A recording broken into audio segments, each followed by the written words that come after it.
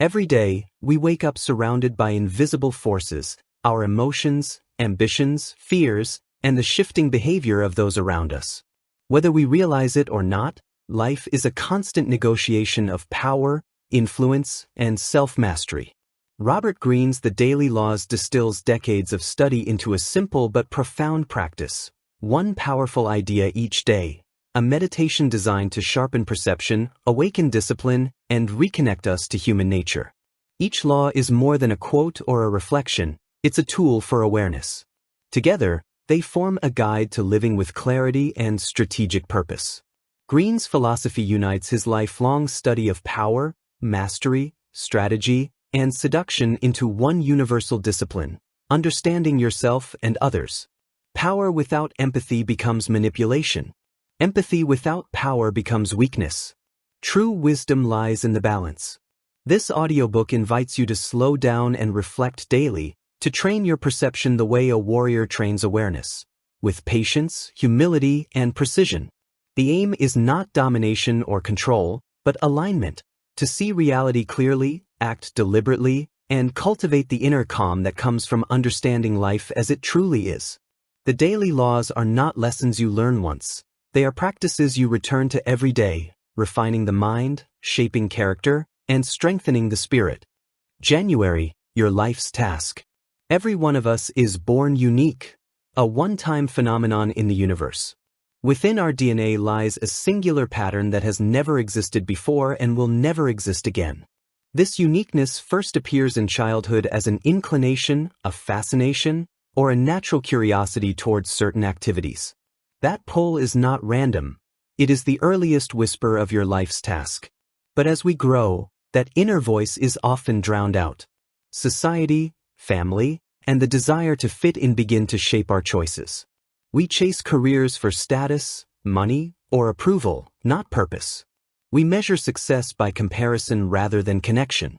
The first step toward mastery, Robert Greene tells us, is to return to that inner signal, the seed that was planted at birth. Your life's task is the deep expression of who you are. It is not a job or a title, but a calling, a path that draws out your potential and aligns your energy with meaning. Greene's own story reveals this truth. He wandered through 60 different jobs before finding his purpose as a writer. Through each failure, each detour, something inside him, a quiet voice, urged him to keep going. When he began the 48 Laws of Power, everything aligned.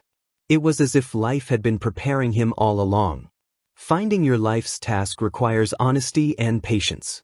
It begins with self-observation, noticing the moments when you feel most alive, most absorbed, most yourself. Look back to your childhood passions, the subjects that fascinated you, the activities you never tired of. These early impulses are pure, untouched by the expectations of others. Reconnect with them. Your calling may not appear suddenly or clearly. For many, it reveals itself through obstacles. Sometimes what you cannot do, your frustrations, your limitations, points the way forward. Temple Grandin, born with autism, turned her greatest struggle into her source of mastery. By understanding her own mind, she revolutionized the field of animal science. The obstacle became the way. Greene reminds us that change is constant. Your life's task is not rigid. It evolves with time, adapting to new environments, new challenges, and new knowledge. Like Freddie Roach, who transformed from boxer to world-class trainer, you must learn to carry your purpose forward, even as the form of your work changes. What matters is not the label but the energy behind it.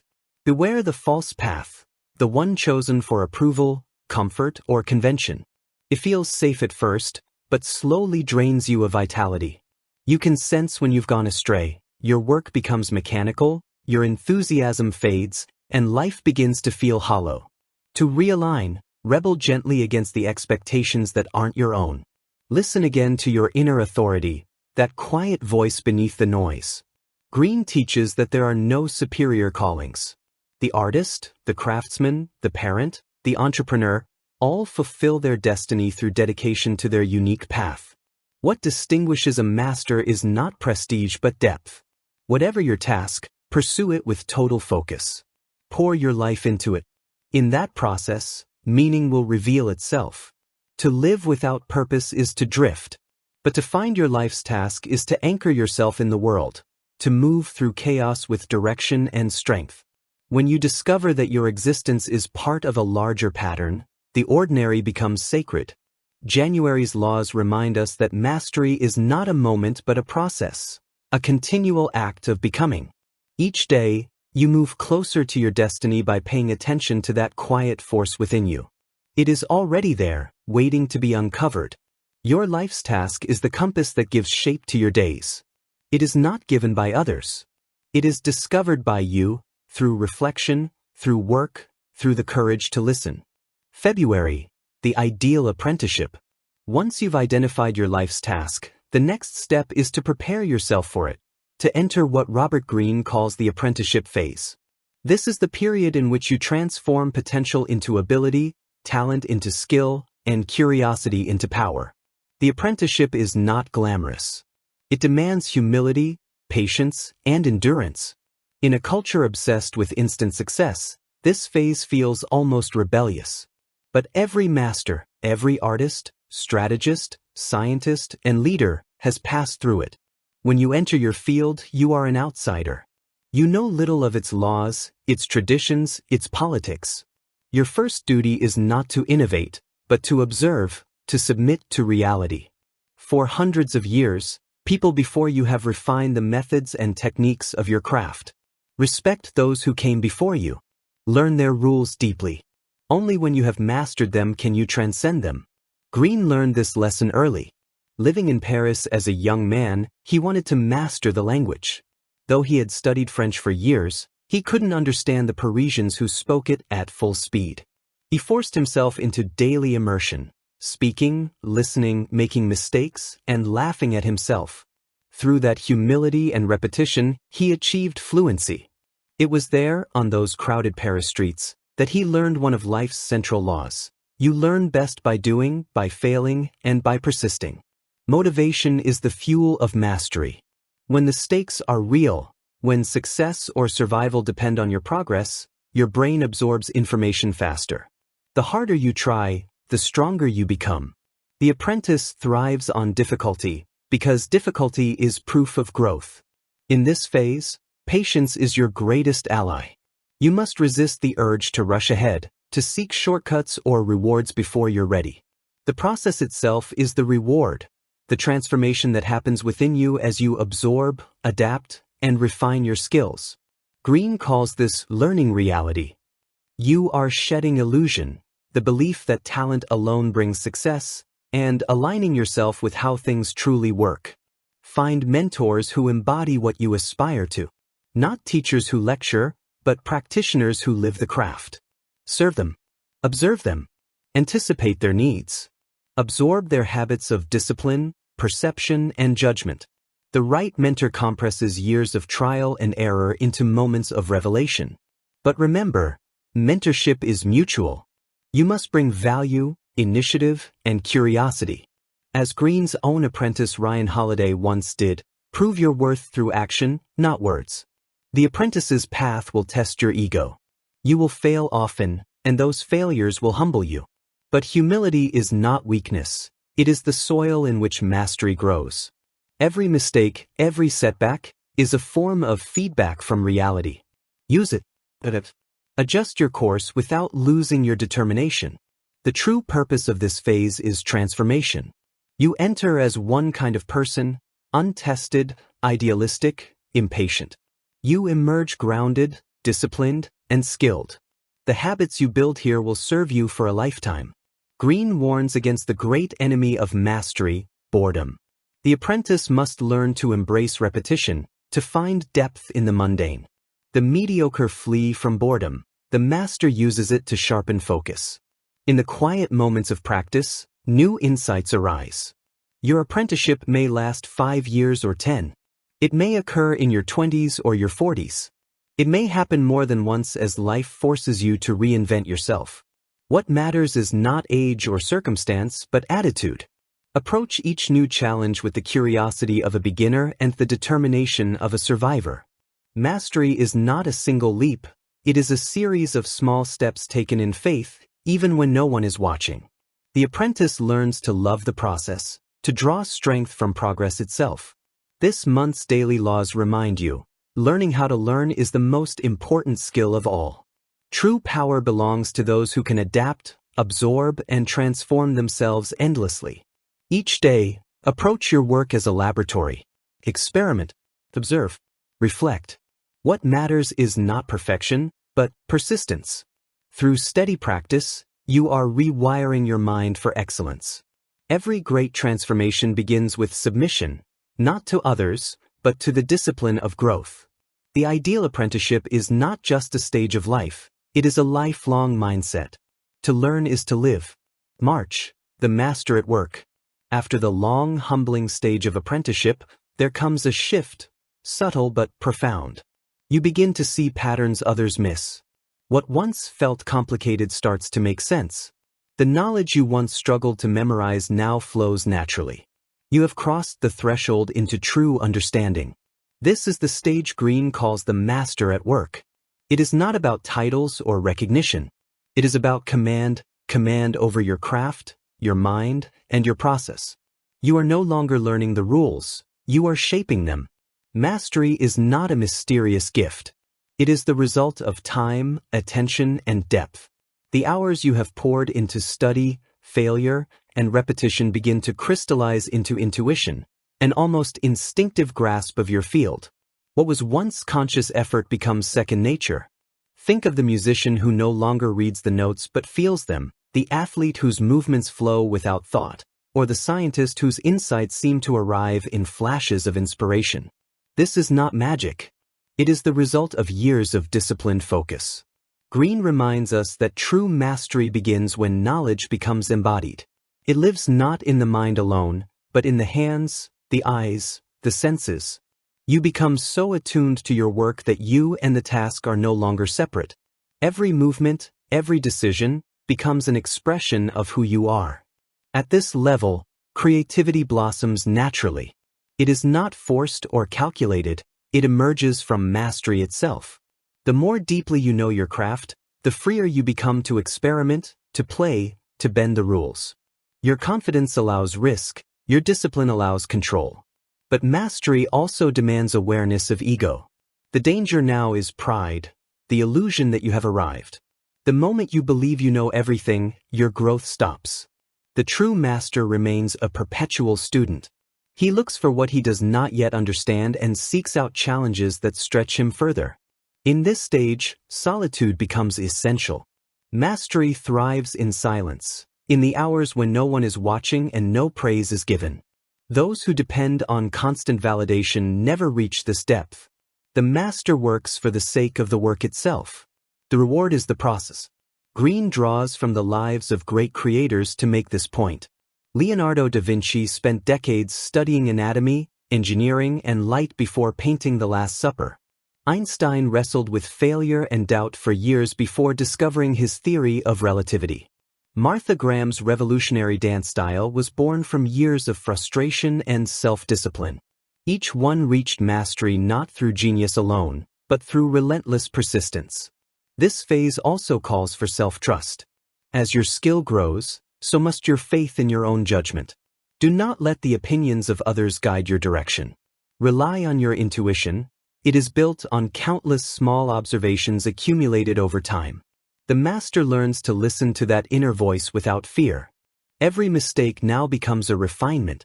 You begin to see that failure is not an enemy but a teacher. The difference between mediocrity and mastery is how you respond to setbacks. The average person avoids discomfort. The master leans into it, knowing that growth lies just beyond frustration. Mastery is less about reaching a final state and more about developing a certain kind of mind, calm, disciplined, and perceptive. You learn to detach from emotion, to observe yourself and others objectively. This detachment is not coldness, it is clarity. It allows you to see what others can't and act with precision rather than impulse. Greene teaches that in this phase, your work becomes a mirror. Through your craft, you see your own mind, its strengths, its weaknesses, its potential. To master your work is to master yourself.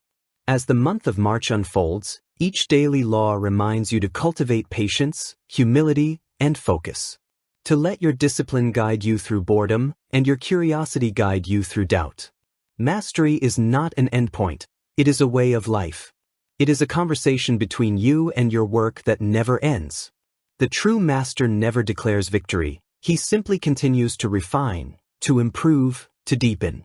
In a world addicted to shortcuts, mastery is rebellion. It is the quiet power of those who build something real, not overnight, but over a lifetime. Be patient with the process. Trust your evolution. Every hour of honest work is a brick in the foundation of greatness. You are not waiting for mastery to arrive. You are already becoming it, moment by moment, task by task, law by law. April, the perfect courtier, playing the game of power. Power is one of the oldest and most misunderstood forces in human life. It governs every relationship, personal, professional, and political. Yet most people fear it, deny it, or pretend it doesn't exist. They cling to illusions of fairness or moral purity, and in doing so, they become victims of those who understand power more clearly. Robert Greene calls power a perfect courtier, a discipline that must be studied with the same patience and precision as art, science, or warfare. To master it, you must first strip away naivete. You must see human behavior as it is, not as you wish it to be. In this realm, appearances rule. People wear masks of kindness, humility, or virtue to conceal their ambitions. Every environment, from the royal court to the modern office, is political. Those who believe otherwise are constantly blindsided by betrayal and manipulation. The laws of power teach you how to move through this landscape with awareness, not cruelty, with grace, not fear. Power, when practiced consciously, is not about domination, it is about control of yourself, of your emotions, and of how others perceive you.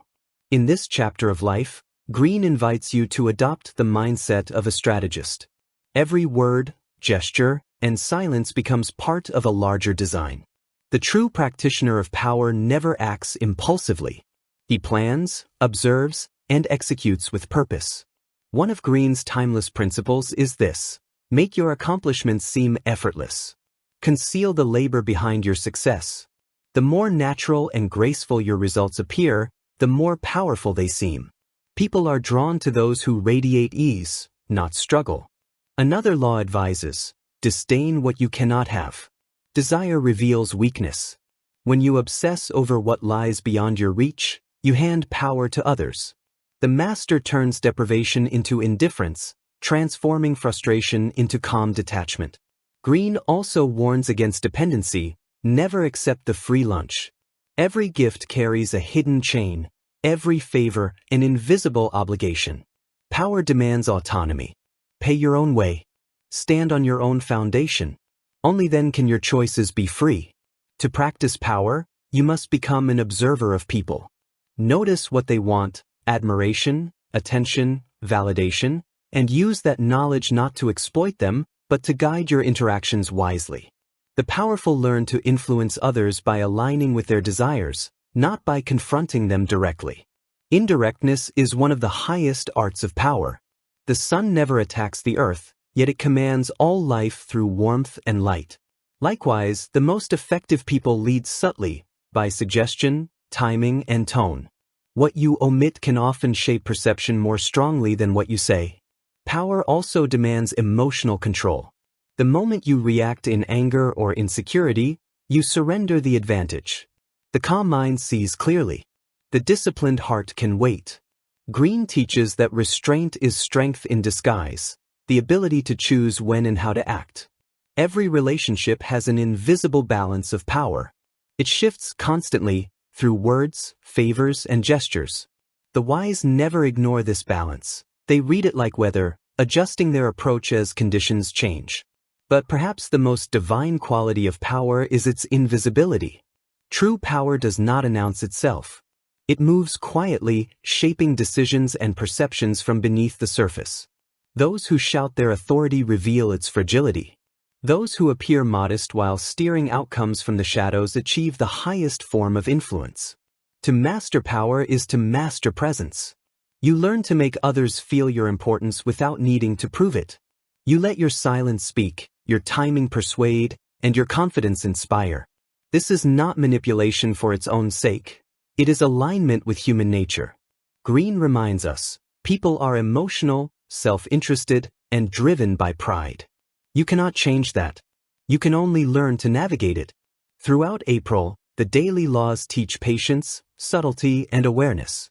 They reveal that influence is not about control, but about harmony, about understanding the rhythm of human behavior and moving in sync with it.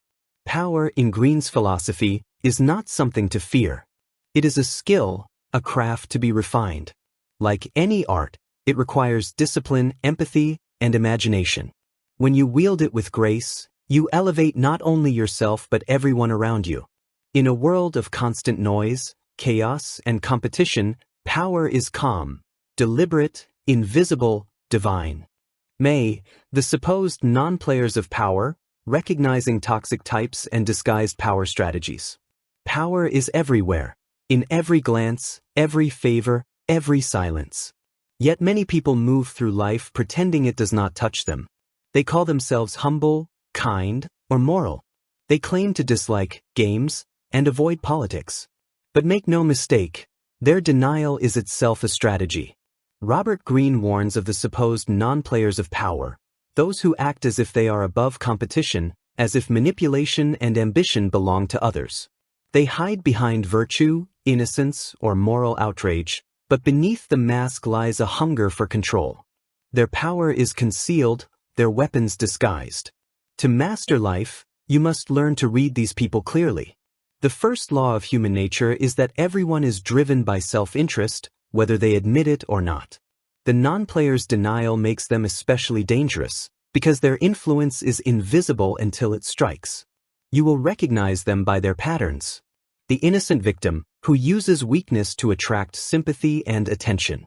The virtuous rebel, who attacks others in the name of morality, concealing their own envy and resentment. The helper, who offers unsolicited aid, but expects loyalty and dependence in return. Each appears harmless, yet each wields power through guilt, pity, or righteousness. The wise see through appearances. Power is not always loud.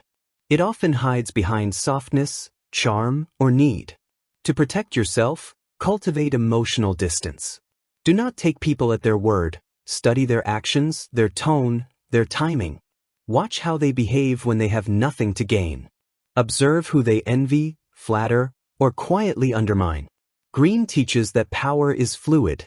It can be gained, lost, or transferred without a word spoken. Those who claim to reject it often seek it most intensely. The colleague who insists they hate politics may be quietly currying favor with your superiors. The friend who calls you selfish may be manipulating your generosity. The partner who preaches unconditional love may still demand silent obedience. The first rule, then, is awareness. The second is restraint. Never expose your suspicions too early. Let people reveal themselves through time. Everyone eventually plays their hand. Learn to spot emotional traps, the sudden guilt, the veiled complaint, the compliment that binds. These are the tools of disguised power. Do not respond impulsively. When you feel the pull of sympathy or guilt, pause. The moment you react emotionally, you surrender control. Greene also reminds us to look inward. Often, what we resent in others mirrors what we deny in ourselves. You, too, have ambitions you conceal, fears, insecurities, and subtle ways of seeking control. The goal is not moral superiority, but awareness. By confronting your own hidden motives, you become immune to manipulation. Power is a mirror of human nature. To navigate it, you must study people, not their words, but their patterns. Who dominates through charm? Who feigns humility to avoid responsibility? Who sabotages through silence? Once you learn to read these dynamics, you stop taking things personally. You start seeing behavior as strategy. The greatest protection against toxic types is clarity. Do not moralize. Do not argue. Simply understand. When you see clearly, others lose their hold on you. Their tactics fail because they depend on blindness, on your confusion, your trust, your good nature. Power attracts masks. The workplace, the family, the social circle, all become stages for subtle games. Greene's lesson is not to become paranoid, but perceptive. The goal is not distrust, but detachment. Watch people without emotion as if studying a play. You'll see that most manipulation is clumsy once you learn the script. The supposed non-players of power are still players, only more covert. Their denial gives them cover, but it also limits them. They cannot wield true influence because they cannot admit what they are doing. The conscious strategist, by contrast, moves with intention and integrity. Your task is not to imitate the manipulator but to recognize them, to stand in calm awareness while others entangle themselves in pretense. As Greene says, the person who sees reality clearly always has the advantage. The month of May teaches vigilance. The world is full of smiling faces and hidden motives. But if you understand that power is the natural current of human interaction, you stop fearing it. You begin to use it wisely. Awareness protects. Observation empowers. Detachment frees. And in that freedom, you gain the only kind of power that lasts, mastery over yourself. June, the divine craft, mastering the arts of indirection and manipulation. Influence, at its core, is not about force. It is about movement. Gentle, invisible, psychological movement. Those who understand this truth command others not through argument or authority, but through suggestion, rhythm, and allure. Robert Greene calls this the divine craft, the art of indirection. To influence people's behavior, you must first guide their emotions. To reach their minds, you must touch their hearts. Most people approach influence too directly. They demand, plead, or explain.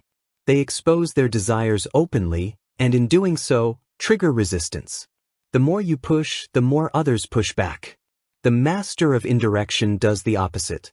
He conceals his intent, creates curiosity, and lets others come willingly toward his goal. Seduction is not about beauty or romance. It is about psychology, the ability to read emotions, to sense vulnerabilities, and to offer what others secretly crave. In this sense, every interaction is a form of seduction. You seduce when you inspire confidence, when you lead others to trust your vision, when you make them feel seen and understood. Greene teaches that human beings are guided more by feeling than by reason. If you appeal to logic, you may win an argument but lose the person. If you appeal to emotion, you gain their attention, their loyalty, their imagination. The art of manipulation lies in shaping emotions subtly, not through deceit, but through mastery of perception. The first principle of indirection is mystery. Never reveal everything at once. The unknown has power because it sparks curiosity. People are drawn to what they cannot fully grasp. Reveal enough to intrigue, but never so much that you become predictable. Like a skilled storyteller, leave spaces for the imagination to fill. The second principle is timing. The manipulator does not act when he wants, but when the moment demands. He understands the rhythm of human mood, when to retreat, when to advance, when to pause. The one who can wait has already won. The third principle is mirroring. To influence others, reflect their desires back to them. People are drawn to those who seem to understand them without judgment. When you listen deeply, mimic tone subtly, and echo emotion sincerely, trust begins to form. From trust, power grows. But indirection requires restraint. The novice uses flattery and deceit. The master uses suggestion and presence. Manipulation becomes art only when guided by self-control. The goal is not domination but alignment, to guide people's energy toward a shared outcome without friction. Consider the great seducers of history: Cleopatra, who wrapped intellect in charm; Casanova, who made each person feel like the center of the universe; and P.T. Barnum, who turned illusion into spectacle. None relied on brute persuasion. They moved hearts through atmosphere, through storytelling, tone, and timing. To practice this art, you must also master your own emotions. The manipulator who loses control of his temper exposes his hand. The one who needs constant validation becomes predictable. The divine craftsman, by contrast, is self-contained.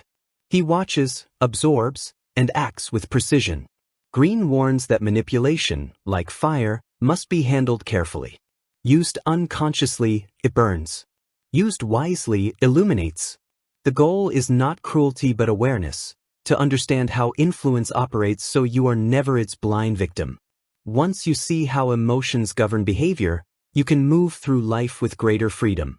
There is a paradox at the heart of indirection. By hiding your intentions, you often achieve them more honestly. When you remove pressure, people act voluntarily. When you stop forcing outcomes, they unfold naturally. Influence flows from invisibility, not display. Every day presents an opportunity to practice subtle power, a negotiation, a conversation, a silence. Ask yourself, what emotion is guiding this person right now? What are they craving beneath their words? Then respond not to what they say, but to what they feel. This is the secret rhythm of the divine craft: to move without seeming to move, to lead without commanding, to persuade without speaking. Throughout June, the daily laws remind us that indirection is not weakness. It is intelligence in motion, a higher form of influence that flows through understanding rather than control. In the end, manipulation is not about bending others to your will. It is about shaping reality through awareness, seeing the currents of human emotion and learning to ride them rather than resist them. The divine craft is subtle, patient, and precise. It is not a game for the reckless, but a discipline for the wise. And those who master it hold one of the rarest forms of power, the ability to move people and events without ever seeming to try. July. The seductive character, power through presence and persona. Seduction begins not with technique, but with presence. It is the art of fascination, of drawing others toward you without force or demand. The seductive character doesn't chase, they attract. Their power lies in the magnetic combination of mystery, charm, and emotional intelligence. Robert Greene describes seduction as a kind of theater. Each person plays a role, consciously or not. Some use beauty, others use wit. Some seduce through energy, others through stillness. But behind every variation lies the same principle. People are drawn to those who awaken their imagination. In the art of seduction, Greene reveals several timeless archetypes, patterns of attraction that recur throughout history. Each one channels a different form of desire. The first is the siren, the embodiment of sensual allure. She captivates through presence, through voice, through atmosphere. The siren does not pursue, she waits. Her stillness pulls others forward. She represents escape, the promise of pleasure beyond duty and restraint. Throughout history, figures like Cleopatra and Marilyn Monroe understood this instinctively. The siren seduces by being entirely herself, unapologetically and intensely. Then there is the rake, the master of desire. Where the siren lures through mystery, the rake conquers through passion. His charm lies in total attention. When he desires completely. He makes others feel irresistible, awakening emotions they didn't know they possessed. From Casanova to Don Juan, the rake seduces by living for pleasure and making others the object of that devotion. Next comes the dandy, who seduces through independence and individuality. The dandy refuses to conform, embodying both masculine and feminine qualities, mystery and defiance. Their confidence lies in authenticity. They live by their own rules. People are drawn to the dandy's self-possession, sensing freedom in their presence. From Oscar Wilde to David Bowie, the dandy seduces by showing that liberation itself is attractive. Finally, the coquette, the master of delay.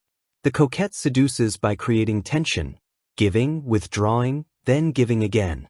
Their charm lies in uncertainty. They make others chase, keeping desire alive through absence and anticipation. The coquette understands that longing is more powerful than possession. Each of these archetypes reveals the same truth. Seduction thrives on imagination. It is not what you show, but what you suggest. Not what you say, but what you withhold. The seductive character understands the rhythm of emotion, when to move closer, when to pull away, when to let silence speak. At the heart of all seduction lies a paradox, the union of vulnerability and confidence. Too much confidence feels cold, too much vulnerability feels weak. The master seducer blends both, strong enough to lead, soft enough to feel. Vulnerability makes confidence human. Confidence makes vulnerability magnetic. To cultivate a seductive presence, you must first understand emotion, your own and others. People respond to how you make them feel, not to the facts you present. Your energy speaks louder than your words. The most seductive individuals radiate ease. They are comfortable in their own skin. That comfort invites others to let go of their guard. Seduction is not deceit. It is communication on a deeper level, a language of timing, tone, and attention. When you truly listen, when you see people as they wish to be seen, you create a connection that logic alone cannot achieve. Greene reminds us that seduction is about pacing. Move too fast, and you destroy the tension that fuels attraction. Move too slowly and the spark fades. The key lies in emotional rhythm, the art of building suspense, of letting anticipation do the work for you. Throughout July, the daily laws explore this balance. Allure through imagination, through emotional pacing, through the courage to hold back. The seductive character never floods others with attention. They leave room for curiosity. They create an emotional space that others long to fill. True seduction begins with mastery of yourself, your tone, your timing, your presence. It is about energy, not appearance, awareness, not control. You become magnetic not by forcing interest, but by radiating wholeness. When you cultivate your seductive character, you are not merely learning to attract others. You are learning to embody grace, to move through the world with intention, depth, and charm. The seducer's secret is simple. They understand desire not as manipulation, but as art, the art of awakening emotion and imagination wherever they go. August, the master persuader, softening people's resistance. Life is full of small battles. They arrive as awkward conversations, stalled projects, reluctant partners, resistant teams. Few of these conflicts require brute force. Most call for persuasion. The master persuader understands that real influence is the art of softening resistance, of leading people to accept what you propose as if it were their own idea. Strategy is not only for generals on a battlefield, it is the daily currency of human affairs. Robert Greene teaches that every negotiation, every workplace dispute, every delicate relationship can be approached with a strategist's mind. The goal is not to crush an opponent but to convert obstacles into allies and to turn friction into momentum. At the heart of persuasion is morale.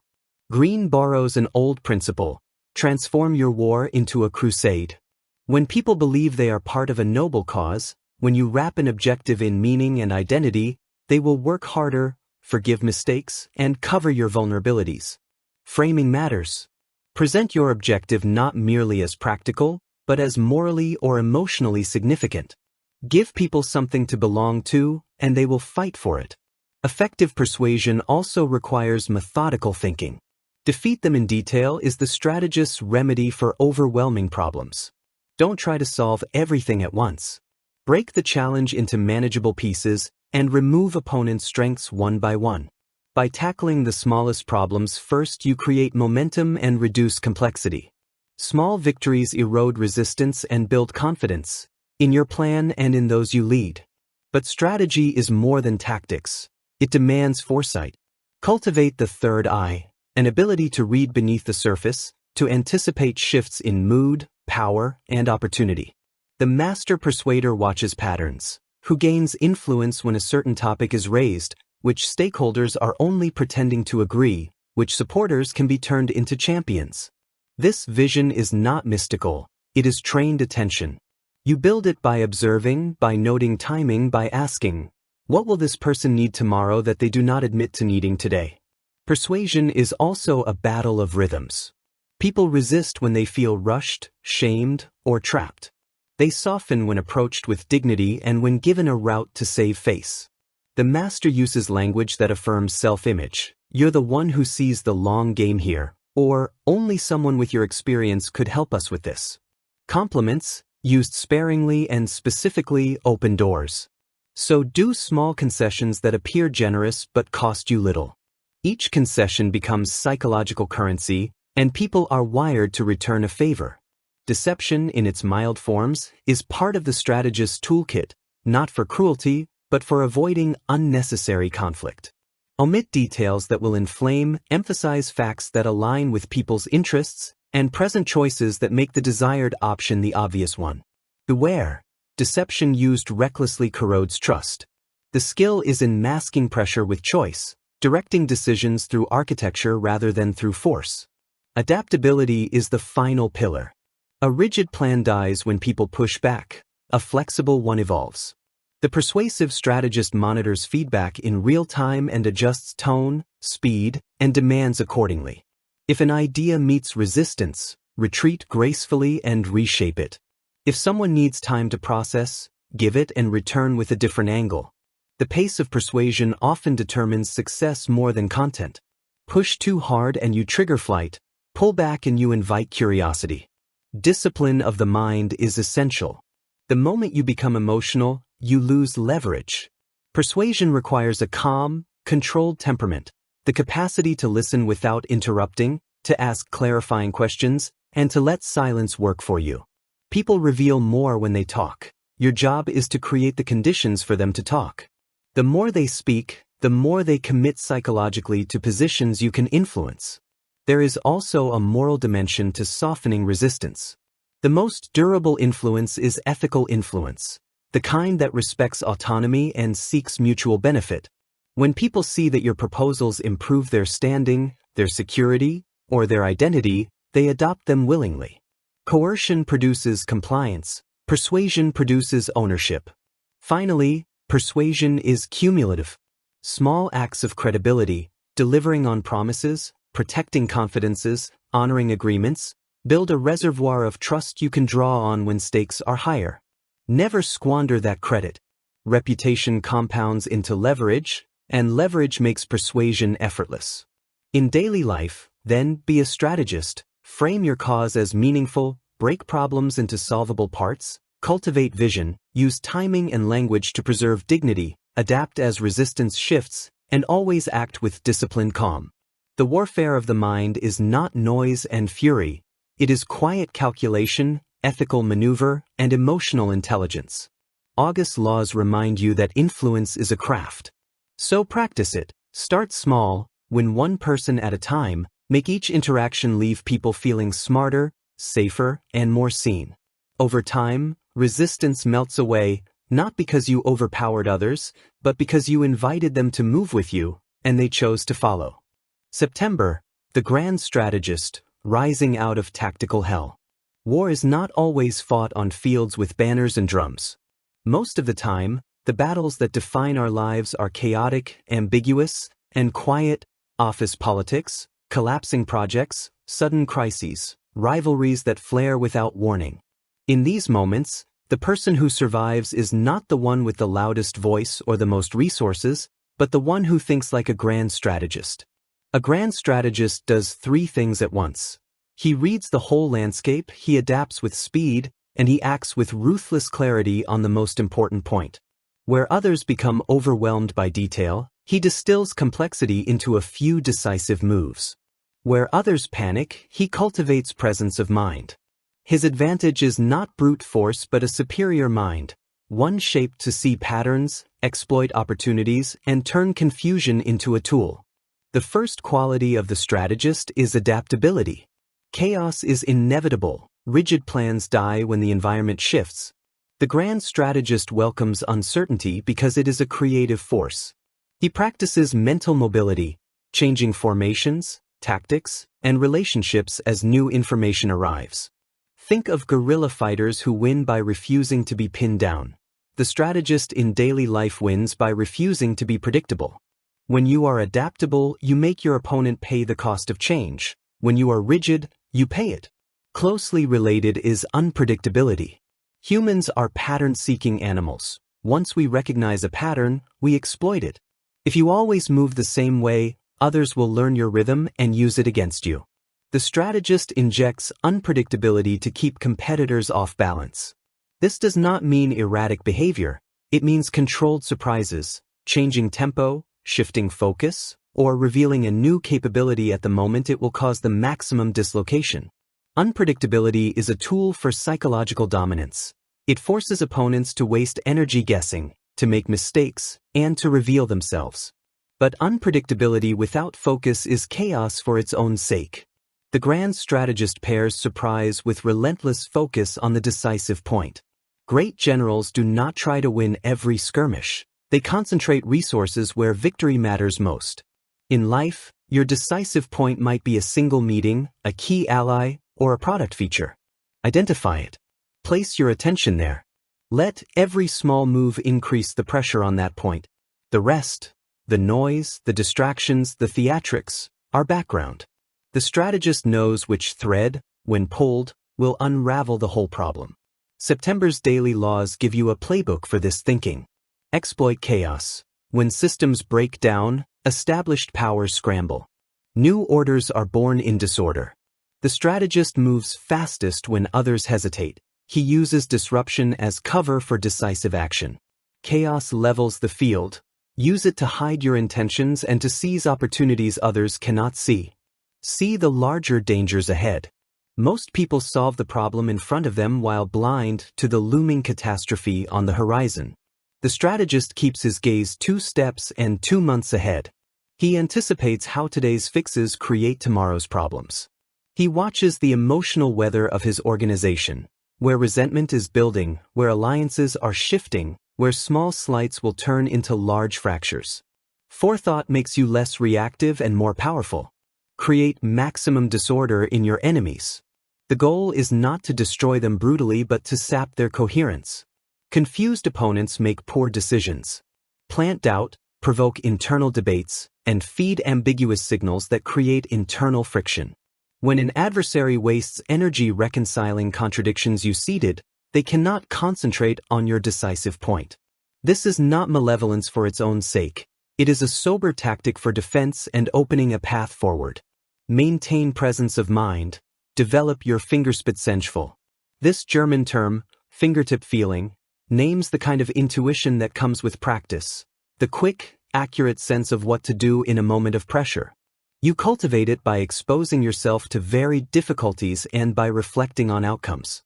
Training your presence means staying calm while scanning. Notice tiny cues in tone, timing, and posture. The more you practice, the better your split-second judgments become. Presence of mind turns information into action without paralysis. Psychological warfare in daily life is not about cruelty. It is about discipline, deception, and adaptability combined with ethical clarity. Discipline keeps you steady, the control to restrain impulses and to choose the right time. Deception, in measured doses, protects your plans. Conceal your full intentions until they will do their greatest damage. Adaptability allows you to pivot when the environment demands it. Together, they form the strategist's apparatus. The strategist also understands the moral economy of conflict. Allies matter. Preserve a core of loyal supporters by trusting them with purpose and rewarding competence. Use charisma sparingly. Inspire commitment with dignity, not manipulation. The most sustainable victories are those that convert opponents or win over neutrals, not merely humiliate enemies. When you are thrust into tactical hell, a crisis, a scandal, a sudden betrayal, do not drown in action. So, prioritize. Ask 3 questions. What is the decisive point? Who holds the keys? People, resources, narratives?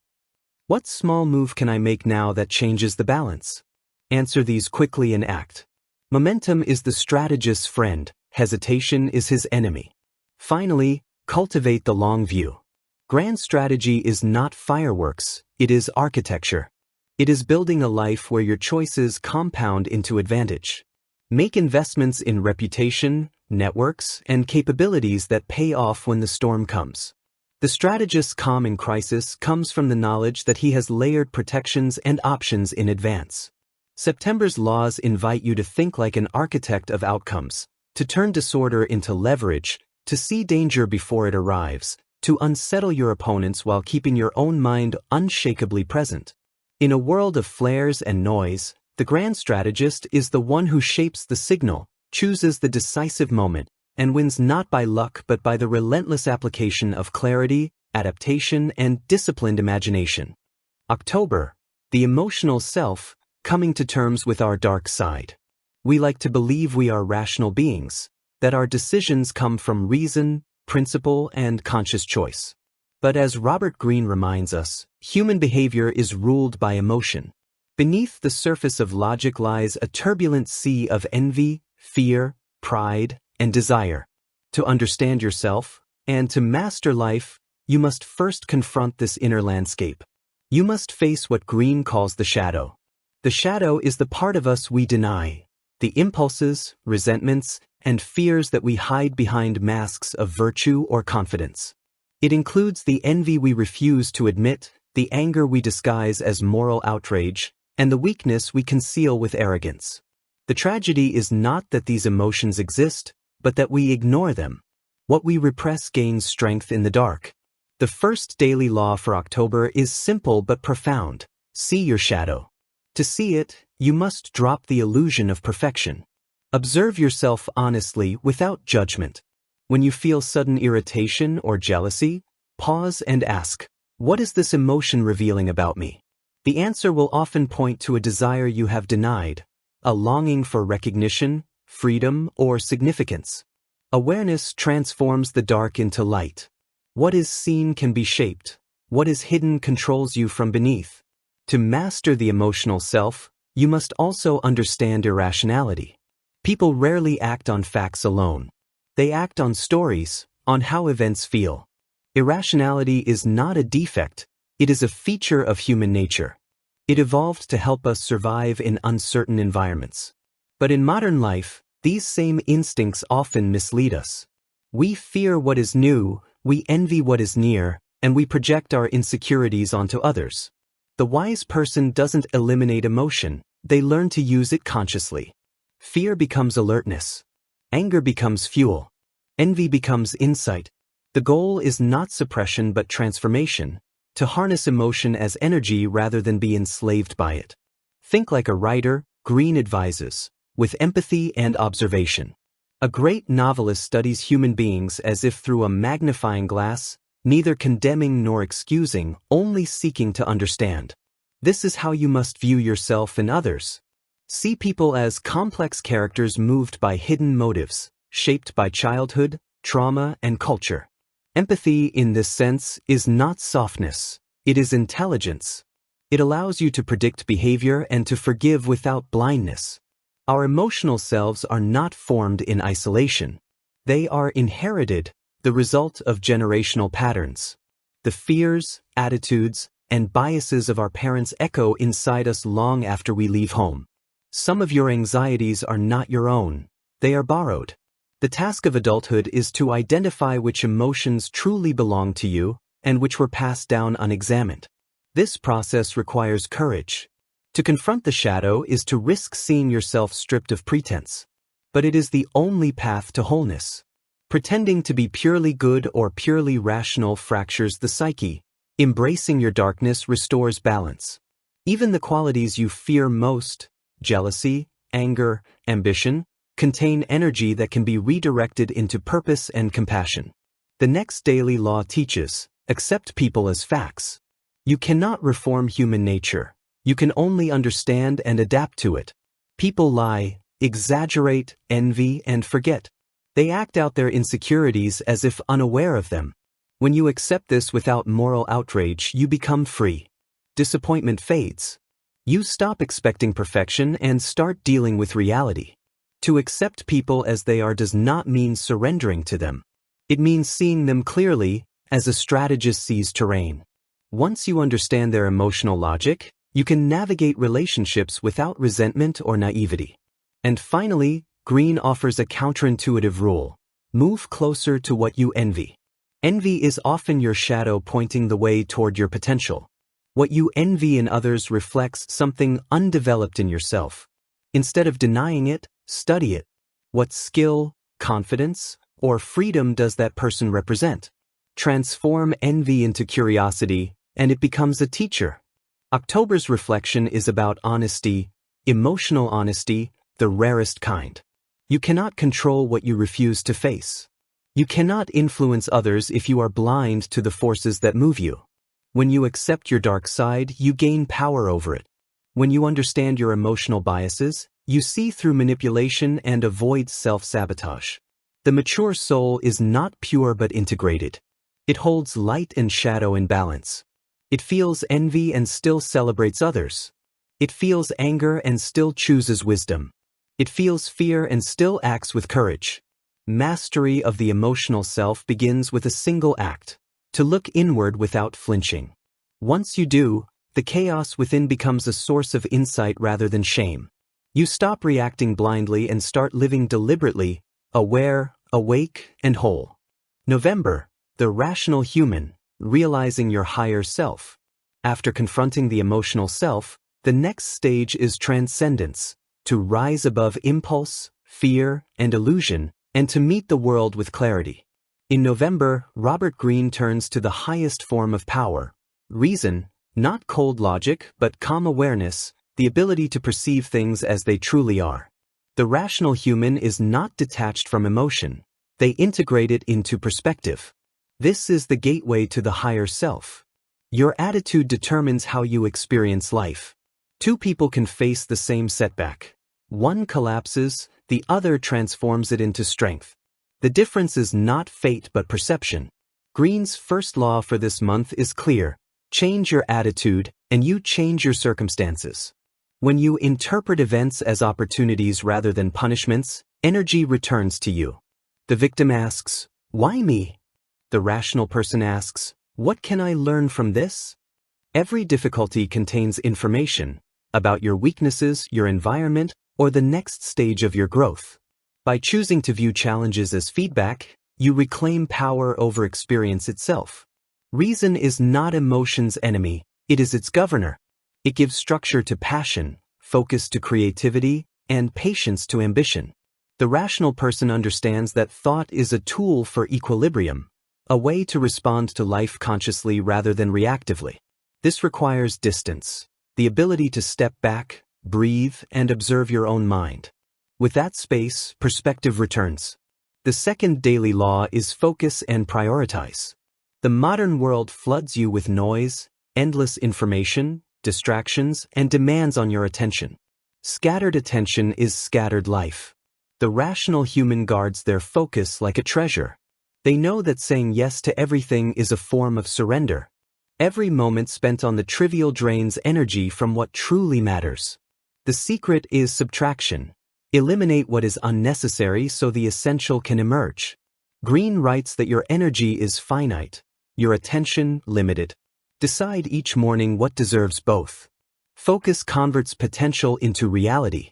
When you direct your energy toward one clear purpose, obstacles become details, not disasters. Focus is not rigidity, it is awareness of priority. The rational mind is disciplined, but never narrow, firm, yet flexible. The next principle: embrace whatever happens to you. This is the Stoic core of Greene's philosophy. Life will hand you defeats, delays, betrayals, and pain. Most people resist, complain, and exhaust themselves fighting what cannot be undone. The rational person does the opposite. They accept reality as it is and redirect effort toward response rather than resistance. Every event, pleasant or painful, can serve your progress if you absorb it properly. Acceptance does not mean passivity, it means transforming adversity into material for strength. What cannot be avoided must be embraced, Greene reminds us. Resilience is born not from denial, but from integration. This discipline of acceptance requires humility, the recognition that you are not the center of the universe, but part of a vast web of causes and effects. The rational human works with reality, not against it. They know when to persist, when to retreat, and when to wait. This patience is not weakness, it is strategy. In every challenge lies a timing that only the calm can perceive. Finally, the last law of November: connect to reality, not illusion. Illusion is seductive because it protects the ego. We convince ourselves that others are to blame, that we are misunderstood, that things should be easier. Illusion feels comforting, but it robs us of progress. Reality, by contrast, can sting, but it liberates. When you see clearly where you stand, your limits, your patterns, your mistakes, you can act intelligently. Reality is feedback. Illusion is anesthesia. Choose clarity over comfort. The rational human is defined by this choice. They prefer truth, even when inconvenient, to delusion, however flattering. They are not cynical but grounded, aware that clarity leads to competence, and competence leads to confidence. Reason in Greene's world is not cold calculation. It is emotional maturity, the balance between feeling deeply and thinking clearly. It is the mind that can empathize without losing objectivity, that can dream without drifting into fantasy. This equilibrium is rare because it demands continuous awareness, observing your emotions, redirecting your attention, and refining your perspective each day. The rational person also embodies resilience. They bend but do not break. They adapt but they do not drift. Their calm presence becomes a stabilizing force for others. People trust them because they trust themselves. November's lesson is a call to rise above instinct, to inhabit your higher self. You become rational not by denying your humanity, but by embracing it fully and steering it consciously. Thought is your tool, not your master. Emotion is your compass, not your cage. When you learn to change your attitude, to focus and prioritize, to accept life's events as raw material, and to connect always to reality, you cease to be a victim of circumstance. You become an architect of meaning. The rational human is not detached from life. They are deeply engaged with it, yet never ruled by it. Their power comes from clarity, their peace from understanding, and their influence from composure. They live not by reaction, but by design. December, the cosmic sublime, expanding the mind to its furthest reaches. At the end of the journey through the daily laws, Robert Greene invites us to lift our gaze, beyond strategy, beyond emotion, beyond mastery, towards something greater and quieter, the cosmic sublime. This is the perspective from which life itself becomes the ultimate teacher, where ambition meets humility, and where acceptance transforms into transcendence. By December, you have explored power, seduction, war, emotion, and reason. Each month has peeled away illusion and revealed a deeper truth about human nature. Now the final step is integration, to unite all that you've learned into a single state of awareness. To live not merely as a strategist or creator, but as a conscious participant in the vast rhythm of existence. The first principle of this final ascent is timeless: transform pain into power. Suffering is not an interruption of life, it is part of its design. Every loss, rejection, and frustration carries energy, raw, undirected, and full of potential. Most people flee from pain or drown in it, wasting its power. The wise person absorbs it, studies it, and channels it into purpose. Pain clarifies what matters. It strips away pretense and focuses the mind. When you use pain as fuel, to create, to change, to deepen, you convert adversity into strength. In this alchemy of spirit, wounds become wisdom. The second principle: see the grand patterns of life. From a higher vantage, the dramas of daily life, the conflicts, the victories, the betrayals, appear as passing clouds. The cosmic view reveals that everything moves in cycles: rise and fall, birth and decay, success and failure. What feels catastrophic today will, with distance, appear as one necessary turn in a larger design. Seeing these patterns frees you from overreaction. You stop asking, "Why me?" and start asking, "What is this phase teaching me?" This expanded perspective is not detachment for its own sake. It's clarity. When you zoom out far enough, life's events no longer feel random. You begin to perceive rhythm in chaos, purpose in hardship, connection in solitude. The cosmic sublime is the feeling of standing within an infinite order, one that is beautiful, mysterious, and beyond full comprehension. And then comes the deepest reflection of all: contemplate your mortality. This is not morbid, but awakening. Greene insists that the awareness of death is not a curse. It is the source of urgency, meaning, and gratitude. Knowing that time is finite sharpens perception. You begin to value each conversation, each effort, each breath. Mortality transforms routine into sacredness. When you remember that every day might be your last, procrastination dissolves, and pettiness fades. The Stoics taught this centuries ago: Memento mori, remember you must die. To reflect on death is to wake up fully to life.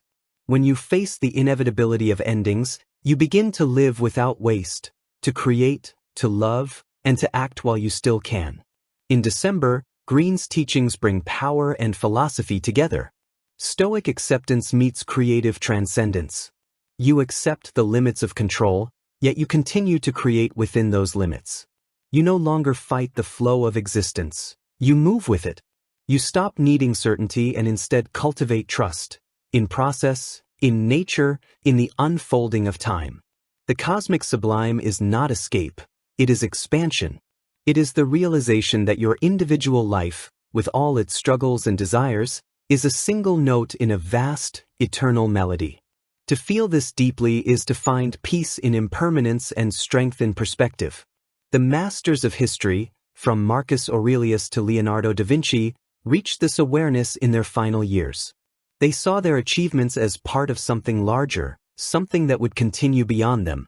To think this way is to dissolve fear, because what dies is only form, what remains is influence, insight, and the chain of ideas that connects one generation to the next. December's daily laws remind you. Transform pain into power. Pain refines the spirit. See the grand patterns of life. Perspective liberates you from chaos. Reflect on your mortality. Urgency brings authenticity. When you integrate power with humility, mastery with compassion, and ambition with gratitude, you step into the highest state of awareness, the sublime. Here, you are neither ruler nor victim of life, but a conscious participant in its unfolding. This is the wisdom of the cosmic mind: to act boldly, to think deeply, to feel fully, and to let go gracefully. When you live from this place, fear fades, time expands, and meaning emerges from every moment. To reach the cosmic sublime is to arrive where all true journeys end, not in conquest, but in understanding. Living the daily laws. As this journey comes to a close, we return to where it began, the daily act of reflection.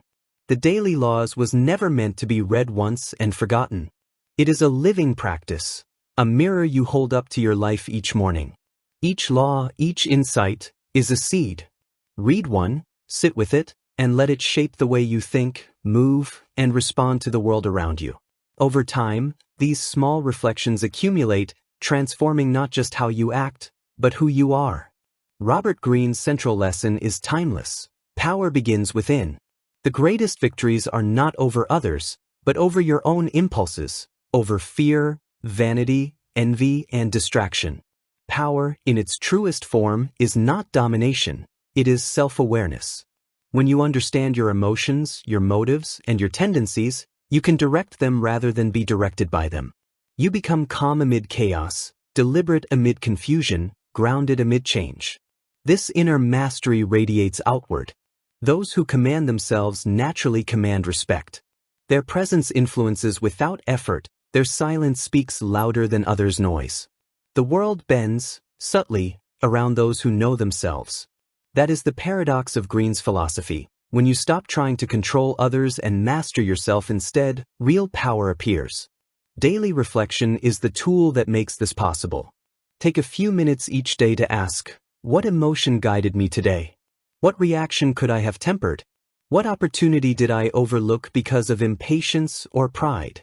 These questions are not punishments, they are instruments of growth. By revisiting your behavior honestly, you turn experience into wisdom. Slowly, your instincts sharpen. You begin to act with intention rather than habit. You move through life with awareness, grace, and quiet authority. Greene's lifelong message is simple yet profound. Mastery over self equals mastery over fate.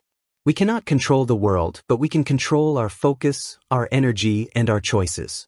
Fate, then, is not fixed. It responds to the strength of our character. When you discipline your mind, refine your emotions, and persist with purpose, you align yourself with the deep order of life itself. You stop drifting and start directing. Every challenge becomes material for evolution. Power, mastery, human nature, seduction, and strategy, all of Greene's works lead here, to consciousness. The awareness that life is both art and discipline. that success is not a moment, but a mindset cultivated daily. So as you close this audiobook, remember, the daily laws are not rules to obey, but lenses to see through. Revisit them. Reflect on them. Let them become habits of perception. The real transformation happens not in reading, but in remembering. Live deliberately. Study yourself as deeply as you study others. Seek power not to rule, but to create. Seek mastery not to impress, but to grow. And seek wisdom not in victory, but in understanding. This is the essence of the daily laws, the practice of living consciously, courageously, and completely. If this audiobook has inspired reflection, share it. Subscribe for more timeless lessons on mastery, strategy, and human nature. Thank you for listening.